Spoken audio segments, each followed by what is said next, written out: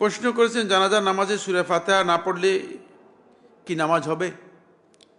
হ্যাঁ, জানাজার সলাতে যদি কেউ সূরা ফাতিহা না পড়ে তার সলাত হয়ে যাবে, কিন্তু সলাতটা নবী সাল্লাল্লাহু আলাইহি ওয়াসাল্লামের সুন্নাহ অনুযায়ী হয় নাই।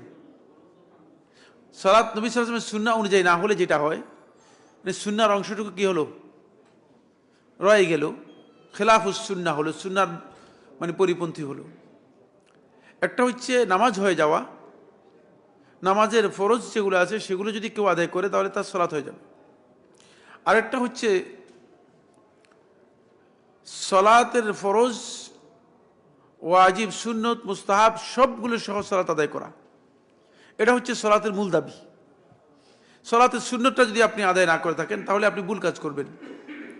জানাজার সলাতে সূরা ফাতিহা পড়া আব্দুল্লাহ ইবনে আব্বাস রাদিয়াল্লাহু আনহু বর্ণিত সহিহ বুখারী হাদিসের মধ্যে এসেছে, লিতা আলামু আন্নাহা সুন্নাহ, তারা যেন জেনে নেয় এটা হচ্ছে সুন্নত।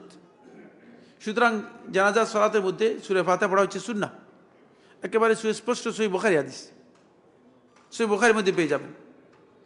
সুতরাং কেউ যদি মনে করেন যে ইচ্ছাকৃতভাবে আমি সুন্নত মানব না, পালন করবো না, তিনি ভুল করেছেন, তার এই আমলটুকু শুদ্ধ হয়নি। কিন্তু যেহেতু জানাজার সলাতে সূরা ফাতিহা পড়া আর না পড়া নিয়ে সলফে সালহিনদের মধ্যে কি রয়েছে, ইখতিলাফ রয়েছে, সাহাবায়ে কেরামদের আমলের মধ্যে ইখতিলাফ পাওয়া গিয়েছে। সুতরাং এটা ইজতিহাদি মাসআলা, ইজতিহাদি মাসআলা হওয়ার কারণে আলেমদের ঐক্যমতে সলাত হয়ে যাবে, সলাত বাতিল হয়ে যাবে না, কিন্তু সুন্নাহ অনুযায়ী হবে না।